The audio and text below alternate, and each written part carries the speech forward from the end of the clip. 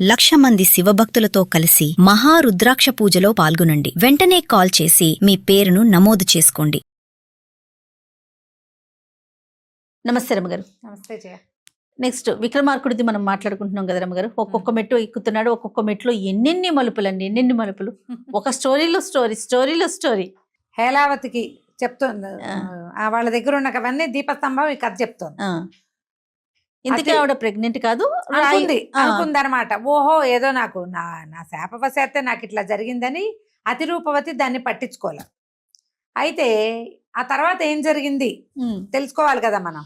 తర్వాత అన్నాడు విక్రమార్కుడు. అనగానే ఆ దీపస్తంభం కథ చెప్పడం మానేసింది. నేను ఇంతవరకే విన్నానండి, ఆ తెరగుడ్డని చింపేసినట్టుగానే నన్ను ఎవడో దుర్మార్గుడు అక్కడి నుంచి తీసుకుపోయాడు ఆ గదిలో నుంచి. మా లాంటి వాళ్ళ జీవితాలు ఇంతే, ఎవడో ఒకడు ఎక్కడో చోట తీసుకుపోతుంటారు. నన్ను ఆ గదిలో నుంచి తీసేశారు. నేను ఇంకా కథ వినలేదండి, నాకు తెలియదు అంతే. అనగానే రాజు అన్నాడు, ఇదేమిటి సగం కథ తను చెప్పింది, నువ్వు చెప్పావు తర్వాత. మరి ఈ తర్వాత ఏమైంది? ఇప్పుడే కదా అసలు మలుపు. ఈ పుట్టిన పిల్లాడేమయ్యాడు, ఆ పైకి వెళ్ళిన వాడేమైపోయాడు, వేశ్యమాత దగ్గర చేరిన అతిరూపవతి ఏమైంది, ఇవన్నీ మాకెవరు చెప్తారు?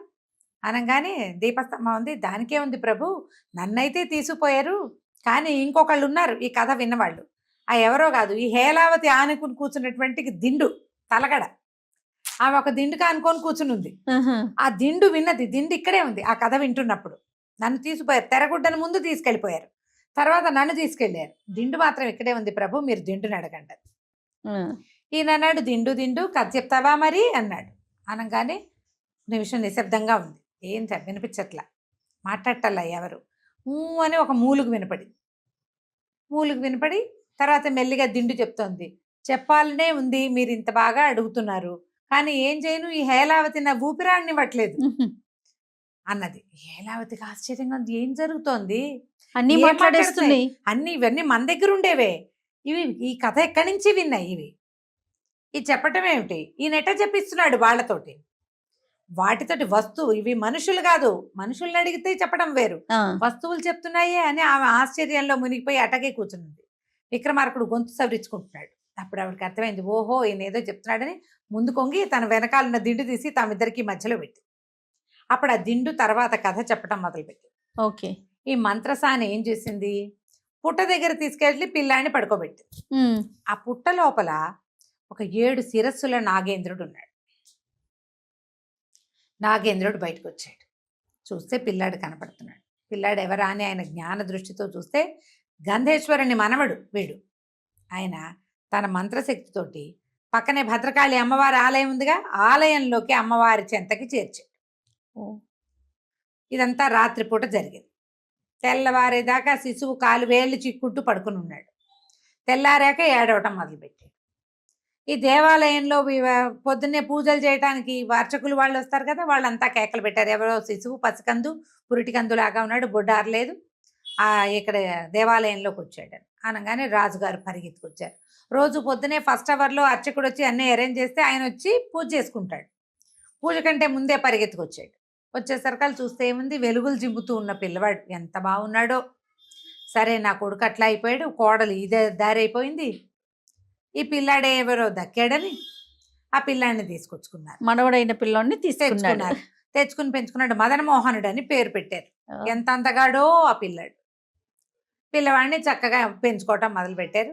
ఈ అతిరూపవతి ఎవరి దగ్గర ఉంది, వేశ్యావాటికలో ఉండిపోయింది. ఈ అతిరూపుడిని ప్రతి పౌర్ణమికి తీసుకొచ్చేవాళ్ళు. అతని భార్య అక్కడి నుంచి వెళ్ళిపోయాక ఆ భార్య లేదని వాళ్ళు అసలు అతని కిందకే తేల, అతను అక్కడే ఉండిపోయాడు. 16 సంవత్సరాలు గడిచినాయి. 16 లేదా 17 సంవత్సరాలు ఈ అతిరూపవతి వేశ్యవాటికలోనే ఉండిపోయింది. ఆ వేశ్యమాత ఈ అమ్మాయితో ఏదైనా ఇతరత్ర వ్యవహారాలు చేయించాలని చూసింది, కానీ ఆ అమ్మాయి ఎట్టి పరిస్థితుల్లోనూ లొంగల. ఆవిడికి నా భర్త తప్పిస్తే ఇంకొకరిని వల్ల పైగా నేను రాజకుమార్తెని, ఇలాంటి వ్యవహారాలు చేసేదాన్ని కాను, పాతివ్రత్యాన్ని వదిలిపెట్టను అని గట్టిగా పట్టుకుని ఉంది. ఆవిడ కూడా ఏంటంటే కూతుర్ని పోగొట్టుకున్న దుఃఖంలో ఉంది. సరే కానీలే, ఏదో ఒక ముద్ద మనతో పాటే అని చెప్పి తనతో పాటే అన్నం పెడుతూ తన దగ్గరే ఉంచుకుంది. ఆ ఇంట్లోనే ఉండిపోయింది. అయితే ఏమైంది, 16 ఏళ్ళేమో అయింది. రాజకుమారుడి పుట్టినరోజు నాడు ఊరేగింపుకి రాజకుమారుడిని తీసుకొచ్చారు. రాజకుమారుడు ఏనుగెక్కి ఊరేగుతుంటే ఈ మొత్తం ఊరంతా తిరుగుతారు. ఈ వేశ్యవాటికలో ఉన్న ఈ అతురీపవతి ఉన్నటువంటి బిల్డింగు ఇట్లా మెయిన్ రోడ్డుకి, అంటే మహారాజా తిరిగే రోడ్ల మీదకి ఒక పెద్ద బాల్కనీ లాగా తిరిగి, ఒక గుండ్రటి బాల్కనీ ఉండి లోపలికి ఉంది ఇల్లు. ఊరేగింపు జరుగుతోంది కదా, అందరితో పాటు అతిరూపవతి కూడా వచ్చి ఆ బిల్డింగ్ చివర నిలబడి. ఈ ఊరేగింపులో వెళ్తున్నటువంటి కుర్రాడు ఈ అతిరూపవతిని చూశాడు. అప్పటికి ఎంత సౌందర్యవతో, ఎంతో బాగుంది. ఆ పక్కనున్న స్నేహితులతో, ఒక అమ్మాయిని చూశాను ఈ బిల్డింగ్లో, ఎంతమంది అమ్మాయి కావాలి నాకు అన్నాడు. అనేసరికి వీళ్ళేమనుకున్నారు, ఇప్పుడే యవనాంకురం వాళ్ళు వచ్చినాయి పిల్లవాడికి, రాజుగారి అబ్బాయి మరి రాజు అవ్వబోతున్నాడు కదా, మదన్మోహనుడు ఉత్సాహవంతుడు, ఆవిడని ఎవరినో అరేంజ్ చెయ్యాలి వీడికి అని చెప్పి వాళ్ళు ఏం చేశారు, ఈ వేశ్యవాటికలో ఈ ఇంటికి వచ్చారు. రాజకుమారుడు యొక్క స్నేహితులు వచ్చి, మీ బిల్డింగ్లో మేడ మీద ఆ రోజు రాత్రి ఒక అమ్మాయిని మా రాజకుమారుడు చూశాడు, ఆ అమ్మాయి ఆయనకు కావాలి, ఆ అమ్మాయిని అరేంజ్ చేయమని చెప్పి వెళ్ళిపోయారు. ఈవిడ బతిమలాడింది, నీకోసం రాజకుమారుడు రావటం ఏమిటి, ఆ పిల్లాడు అచ్చు అతిరూపుడు లాగానే ఉన్నాడు. ఆ రోజు ఊరేగింపులోనే చూసింది తన భర్తలాగా ఉన్నాడు పిల్లాడని ఆ కుర్రాడు. కానీ ఈ రాజుగారి పోషణలో బాగా ఎదిగేసరికల్లా వాడు చిన్నపిల్లాడే లేడు, నవయువకుడు లాగా ఉన్నాడు. నా భర్త ఎట్టా వస్తాడు, వస్తే మాత్రం ఇంత చిన్నపిల్లాడిగా ఎందుకుంటాడు అని ఆవిడ దుఃఖపడి ఊరుకుంది. ఇప్పుడు ఏమైంది, ఈ రాజకుమారుడికి కబురు చేశారు ఫ్రెండ్స్, వాళ్ళతో మాట్లాడాము, నువ్వు ఎవరికీ తెలియకుండా మీ నాన్నగారికి తెలిస్తే ఏమైనా అనుకుంటారేమో, చెప్పకుండా వెళ్ళు, ఈ వయసులో ఇలాంటి సాహస కృత్యాలు చేయవలసిందే యువకులు అన్నవాళ్ళు అని బాగా బూస్ట్ చేశారు. పిల్లాడు ఏం చేశాడు, ఈ రాజకుమారుడు చీకటి మాటున ఫ్రెండ్స్ కూడా ఒకవేళ వేళాకోళం చేస్తారని వాళ్ళకి చెప్పకుండా ఆ బిల్డింగ్ దగ్గరికి స్వయంగా బయలుదేరాడు. గుర్రం వేసుకొచ్చాడు, గుర్రాన్ని ఆ సందు మొదట్లో వదిలిపెట్టి, నువ్వు ఇక్కడే ఉండు, నేను మళ్ళీ వస్తానన్నాడు. అడుగులు అడుగేసుకుంటూ బిల్డింగ్ వైపుకి వెళ్తుంటే కాలికి ఏదో మెత్తగా తగిలి చూసేసరికల్లా ఒక ఆవు దూడ పడుకున్నాయి. ఈయన ఆవుని తొక్కేసరికల్లా ఉలికిపడ్డాడు. దాటి వెళ్ళబోతుంటే దూడని, ఎవరే అమ్మ అట్ట పరిగెడుతున్నాడు, నేను తొక్కి కూడా సారీ చెప్పకుండా క్షమించమని అనకుండా వెళ్ళిపోతున్నాడు, చూస్తే రాచరిక బట్టలు వేసుకున్నాడు, ఎవరే అమ్మ వాడు అని దూడ తల్లిని అడుగుతాను. ఈ కుర్రాడికి అంతకుముందే పాఠశాలలో చేరున్నాడు, జంతువుల భాషలు తెలుసు. ఆ ఆవేం చెప్పిందంటే, వాడు కొవ్వెక్కి కొట్టుకుంటున్నాడమ్మా, సొంత తల్లి దగ్గరికే వెళ్తున్నాడు, వాడు వేసి అనుకుని సొంత తల్లి దగ్గరికే వెళ్తున్నాడు, బుద్ధిహీనుడు, నిన్ను నన్ను తొక్కకేం చేస్తాడు, తల్లే తెలియదు వాడికి, గోమాత ఏం తెలుస్తుంది అన్నది. అన్నం కానీ ఉలిక్కిపడ్డాడు, ఏమిటి నా తల్లే అంటే రాజుగారి అబ్బాయిని కానా నేను, పైగా ఇది వేశ్యవాటికలో ఎందుకుంది. మెల్లిగా నడవటం మొదలుపెట్టాడు, పైకి వెళ్ళాడు, ఏడుపు వచ్చేస్తుంది, ఏం చేయాలో తెలియటల్లా. గుమ్మంలోకి వెళ్ళిపోయాడు కదా, వాళ్ళు తలుపులు తీసేశారు. పైకి ఎక్కే పదండి బాబు పదండి అని గబగబా పైకి తీసుకుపోయారు. పైకి వెళ్ళాక ఈ గదిలో ఒక గదిలో ప్రవేశపెట్టారు. అతను ఆ గదిలో నుంచునున్నాడు, ఏం చేయాలో తెలియటల్లా. ఆ వినపడిన మాటలే బుర్రలో తిరుగుతున్నాయి.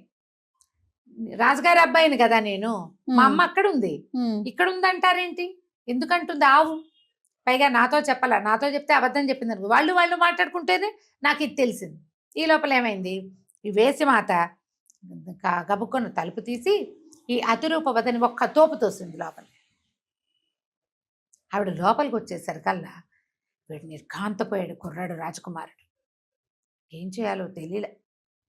అప్పుడు అతనికి తెలిసింది, తన ఎదురుగుండా నుంచున్నది పిల్ల కాదు, అంటే తన వయసు అమ్మాయి కాదు, పెద్ద ఆవిడ.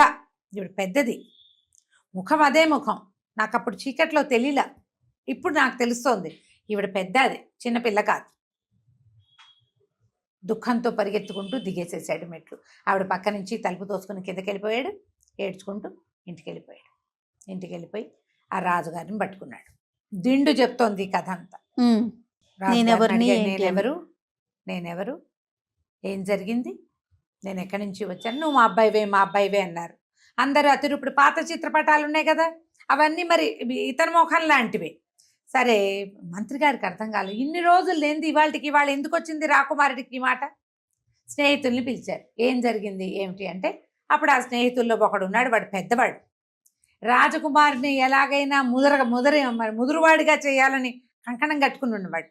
వాడన్నాడు, నన్ను క్షమించండి, ఊరేగింపులో ఫలానా భవనం మేడ మీద ఒక అమ్మాయిని చూశాడు రాకుమారుడు, ఆ అమ్మాయి తనకు కావాలని అడిగాడు, పంపించాను. నేను వాళ్ళకి చెప్పాను, రాజకుమారుడు మాతో చెప్పలా, కానీ ఇతను అక్కడికి వెళ్ళొచ్చాడని నాకు తెలిసింది వార్త. వెళ్ళొచ్చిన తర్వాత నుంచి ఇతను ఇట్లా దుఃఖంగా ఉన్నాడు, నేను ఎవరిని అన్న ప్రశ్న మొదలుపెట్టాడు. అనగానే అక్కడ వాళ్ళు ఏదో చేశారనుకున్నాడు మంత్రి.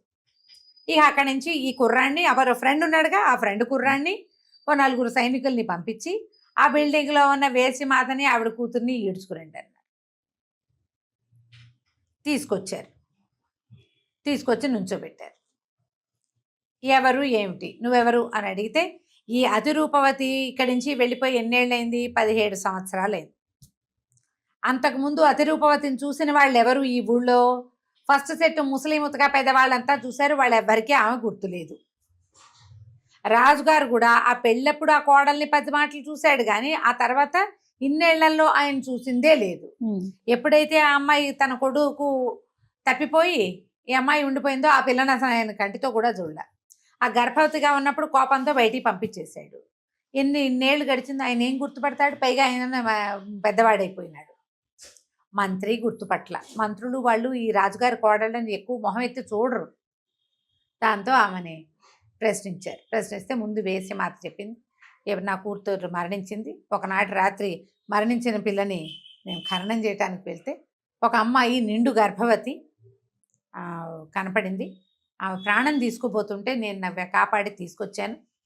మరి ఆమెకి పురుడయింది, పురుడొస్తే ఒక శిశువు కలిగాడు, చెప్పేసింది మొత్తం. శిశువు కలిగాడు, శిశువు కాదని నేను మంత్రసానికి అప్పచెప్పేసి నల్లగుండు పుట్టిందని నమ్మించాను, నా దగ్గరే ఉంచుకున్నా.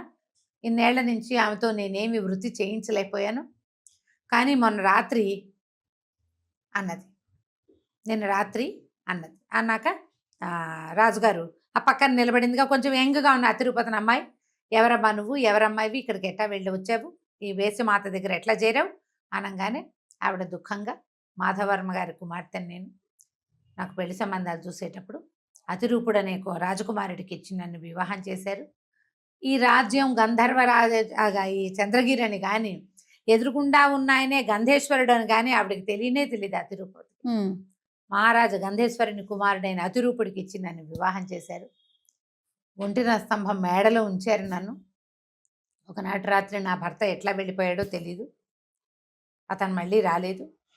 నేను ఎలా గర్భవతిని అయ్యానో నాకు తెలీదు. గర్భవతిని అయ్యానని నన్ను ఇంట్లో నుంచి పంపించేశారు. ఈ చితిమంటల దగ్గర ఒళ్ళంటించుకుని చచ్చిపోదామంటే ఈ వేసి మాత కాపాడింది. నాకు ఒక నలరాయి పుట్టిందని చూపించింది. నాకు గర్భమని నేను నమ్మలేదు, ఈమె దగ్గరే ఉన్నాను.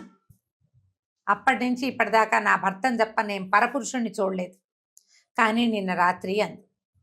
అనగానే మంత్రి అన్నాడు, వేసి మాత్రం అడిగాడు, నిన్న రాత్రి అని నువ్వు చెప్తున్నావు, నిన్న రాత్రి అని ఈ అమ్మాయి చెప్తాం. నిన్న రాత్రి ఏం జరిగింది? ఏం జరిగిందంటే, ఒక రాజకుమారుడు నన్ను ఈమెను కోరాడని కబురు వచ్చింది. అతను పైకి వచ్చాడు, ఈమెను చూశాక అతను దుఃఖంతో పరిగెత్తాడు. అతను ఎందుకు వెళ్ళిపోయాడో ఈమె ఏదో అన్నది అతన్ని, ఏమందో తెలీదు. అక్కడికి నేను అడిగాను, ఏమన్నావు ఏమన్నావు అని. ఎంత అడిగినా నేనేం అనలేదంటోంది. ఏమీ అనకపోతే ఈమెను వలసి వచ్చిన వాడు ఎందుకు పరిగెత్తి పారిపోతాడు, ఎందుకు ఏడుస్తాడు? ఏదో అన్నది, అది చెప్పటం లేదు. ఇది మాయల మారి అంటుంది ముసలిది. ఈవిడేమంటుంది, అతిరూపవతి, నాకు తెలీదు, నేనేమనలా. అతను నా ఎదురుగుండా నిలబడ్డాడు, నన్ను ఆపాదమస్తకము చూశాడు. అతను అచ్చు నా భర్తలాగానే ఉన్నాడు, కానీ ఇతను చిన్నపిల్లవాడు, చిన్నవాడు, కానీ నా వైపే చూశాడు. చూసి నా పక్క నుంచి ఏడుస్తూ వెళ్ళిపోయాడు. నేనేమనలేదు. అనగానే మంత్రి గారికి రకరకాల లైట్లు వెలిగినాయి తల్లో. ఈ వేశ్యమాతను అడిగాడు, ఏ మంత్రసానికి నువ్వు బిడ్డనిచ్చి పంపించావు? మంత్రసాని ఎవరో చెప్పమన్నాడు. అప్పుడు ఎక్కడి నుంచో ఒక వెంకాయమ్మని వెతికి పట్టుకొచ్చాను. ఆ వెంకాయమ్మ ఏం చెప్పింది, పిల్లవాడిని చంపేమంది, నేను పెడితే కష్టమని ఈ పిల్లాన్ని ఆలయంలో వల్మీకం దగ్గర స్వామివారి పుట్టుంది, సుబ్రహ్మణ్యుడి పుట్ట, 7 తలల నాగున్నాడు, అక్కడ పడుకోబెట్టాను. తర్వాత ఏం జరిగిందో నాకు తెలియదు. అప్పుడు మంత్రి అన్నాడు, ప్రభు, ఇదేదో చాలా విచిత్రమైన సంగతిగా ఉంది. ఈమె చెప్తున్న వివరాలని బట్టి ఈమె అతిరూపవతి. ఆమెకు కుమారుడు కలిగాడు. ఆ కుమారుడు అతిరూపుడు లాగా ఉన్నాడంటే అతిరూపుడి కొడుకే అయి ఉండాలి, అతిరూపుడి కొడుకే అవ్వాలి. మనకి పిల్లవాడు భద్రకాళి ఆలయంలో దొరికాడు, కానీ ఎవరు అమ్మా నాన్నో మనకు తెలియదు. కానీ పిల్లాడు మాత్రం అతిరూపుడు లాగానే, మీ కుమారుడు లాగానే ఉన్నాడు. అలా ఎలా కుదురుతుంది? ఇక్కడ ఏదో జరుగుతోంది, మనకు అర్థం కావట్లేదు. పదండి అందరం భద్రకాళి ఆలయానికి వెళ్దామని అందరూ పోయి భద్రకాళి ఆలయంలో నిలబడ్డారు. రాజుగారు పెద్ద వారి చేతిలో హారతి కర్పూరం పెట్టుకుని వెలిగించి అమ్మవారికి హారతి ఇచ్చి, నన్ను రక్షించు, ఏం జరుగుతోంది, నా కుమారుడు ఏమయ్యాడు? ఈ దొరికిన కుమారుని నువ్వు ఇచ్చిన ప్రసాదం అని నమ్మాను, కానీ ఇతను నా సొంత మనవడేనని తెలిసేలాంటి ఒక గాథ వినపడుతోందంటే అమ్మవారి మాటలు వినపడ్డాయి. గంధేశ్వర, ఈమె నీ కోడలు, ఈ పిల్లవాడు ఆమెకు పుట్టిన సంతానం, నీ వారసుడని నీకు అప్పచెప్పాను నేను. నీ కుమారుడు ఆ స్వర్గలోకంలో ఉన్నాడు అనేసరికి ఈ పిల్లాడు అడిగాడు, నా తండ్రిని రక్షించుకునే మార్గం ఏది అని అడిగేసరికి ఆవిడ ఏం చెప్పిందంటే, నీ తల్లితో సోమవార వ్రతం చేయించు. అప్పుడు ఆ 7 కన్యలట, వాళ్ళు 7 నా దేవకన్యలు, 4 3 అనుకుంటున్నాం కదా, 7 వాళ్ళు గనక ఒప్పుకొని అతన్ని పంపిస్తే అతను భూమి మీదకి వచ్చేస్తాడు. స్వర్గలోకంలోనే ఉన్నాడు, గంధర్వలోకాలు స్వర్గలోకాల్లో తిరుగుతున్నాడు అనేసరికల్ ఈ పిల్లాడు తల్లిని కావలించుకున్నాడు, క్షమించమన్నాడు. ఈ రాజుగారు కూడా పరిపరి విధాలుగా ప్రార్థించి కోడల్ని ఇంటికి తెచ్చుకున్నారు. తర్వాత ఒంటి స్తంభం మేడలోనే ఈయన అతిరూపవతి కొన్ని వారాల పాటు సోమవార వ్రతం చేశాక ఆ 7 కన్యకలు ప్రత్యక్షమై నీకేం కావాలని అడిగితే ఆ భర్తని కావాలని కోరుకునేసరికి ఆ భర్తని తీసుకొచ్చి అప్పచెప్పారు. తర్వాత ఈ భర్తతోటి కుమారుడితోటి అతిరూపుడు అతిరూపవతి ఇద్దరు ఈ మదన్మోహనుడు అని చెప్పబడతారు రాకుమారుడితోటి ఎంతో కాలం సంతోషంగా ఉండి చంద్రగిరి రాజ్యాన్ని పరిపాలించారు. ఈ దిండు చెప్పింది అప్పుడు, వర్తక వేషధారి రాజా విక్రమార్కుడు, నీ వల్ల కదా, నువ్వు విక్రమాదిత్యుడివి, పరమసాహసివి, భద్రకాళి అమ్మవారి యొక్క కృపాకటాక్షాలకి వల్ల ఇంత మహత్తు సంపాదించావు, నీ వల్ల కదా ఇలా నోరులేని జీవాలం తలా పక్కన పడుండేవాళ్ళం మాకు కథలు చెప్పే అవకాశాన్ని ఇచ్చావు ప్రభు. నీలాంటి వాడివి నువ్వే. నీ వల్ల కాకపోతే ఓ దిండు, ఓ తలకు ఒక తెరగుడ్డ, ఒక తల వెనకాల ఉండే దిండు, ఓ తెరగుడ్డ, ఓ దీపస్తంభానికి మాటలు ఎట్లా వస్తాయి? అంతే కదా, నువ్వు ఉన్నావు కాబట్టి మాకు ఈ మాటలన్నీ వచ్చినాయి. ఈ కథ మేము అప్పుడు విన్నది అనగానే, ఎప్పుడైతే వర్తక వేషధారి రాజా విక్రమార్క అనగానే బయట ఉన్న మంత్రిరాజు ఆశ్చర్యపోయాడు. విక్రమార్కుడా, అతను వచ్చాడు మన కోసం. ఈ హేలావతి కూడా చాలా ఆశ్చర్యపోయింది. అప్పుకొని వచ్చి ఆయన పాదాలకు దండం పెట్టింది. నువ్వని తెలియలేదు, నువ్వు వర్తక రూపంలో ఉండటం వల్ల నా తండ్రికి నేను వలచిన వాడు, నాకు ఎవరైతే పెళ్లి కుమారుడు నచ్చాడో అతను నాకు తగిన వాడేనని నమ్మించడానికి ఈ ఏర్పాటు చేయమన్నాను. నేను 10 ప్రశ్నలు వేసి నీ నుంచి సమాధానాలు రాబట్టి నిన్ను ప్రూవ్ చేద్దామనుకున్నా, నిరూపిద్దామనుకున్నా, కానీ నువ్వే నిరూపించుకున్నావు. ఈ వస్తువులతోటి మాట్లాడించి ఈ కథ చెప్పించి నువ్వే నిరూపించుకున్నావు అని చెప్పి ఆవిడ వచ్చి దండం పెట్టింది. బయట నుంచి రాజు మంత్రి ఇద్దరు వచ్చారు. పరిపరి విధాల ప్రార్థించి ఇన్ని మమ్మల్ని క్షమించండి అని మర్నాడు ఉదయం వివాహానికి ఏర్పాటు చేసుకుని హేలావతితోటి పెళ్లి చేశారు విక్రమార్కుడికి. ఆయన కొంతకాలం పాటు ఆ ద్వీపం అంతా చక్కగా విహారం చేసి తన గడువు 6 నెలలు పూర్తయ్యాక బ్రాహ్మణ ఇంట్లో, ఒక సత్రం అధికారి ఇంట్లో బ్రాహ్మణ కుమారుడిని దాచిపెట్టాడు కదా, ఉంచాడు వాళ్ళ దగ్గర. ఆ కుమారుణ్ణి తీసుకుని హేలావతితో సహా ఈ భేతాళుడి సహాయంతో మళ్ళీ ఉజ్జయిని మహానగరానికి తిరిగి వచ్చేసాడు. తిరిగి వచ్చాక ఆ వేదవిధుడు అనే బ్రాహ్మడు ఉన్నాడు కదా, ఆయన్ని పిలిపించి ఆయన కుమారుణ్ణి ఆయనకు అప్పచెప్పాడు. హేలావతితోటి సుఖంగా ఇంకొక 6 నెలలు ఆయన హాయిగా రాజ్యంలో ఉన్నాడు. ఇప్పుడు చూడు ఎలాంటి వాడు విక్రమార్కుడు. ఏదైనా చెయ్యాలి అంటే చేసేయటమే, అంతే, ముందు వెనక చూసే పని లేదు.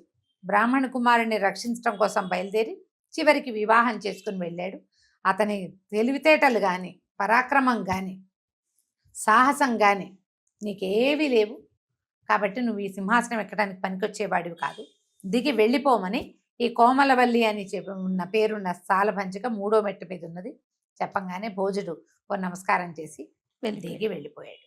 ఈ విధంగా 3వ సాలభంజిక చెప్పిన కథ కూడా వినేసాం మనం 3 కథలు వచ్చినాయి చూడు. అవును, 3 కథల్లో ఎన్ని ఉపకథలు వచ్చినాయి రమ్మగారు. అదే అదే చాలా చాలా బాగుంది. మరి 4వ కథ, 4వ మెట్టు ఏం చెప్తుందో చూద్దాం. నెక్స్ట్ వీడియోలో చూద్దాం. నమస్తే. నమస్తే.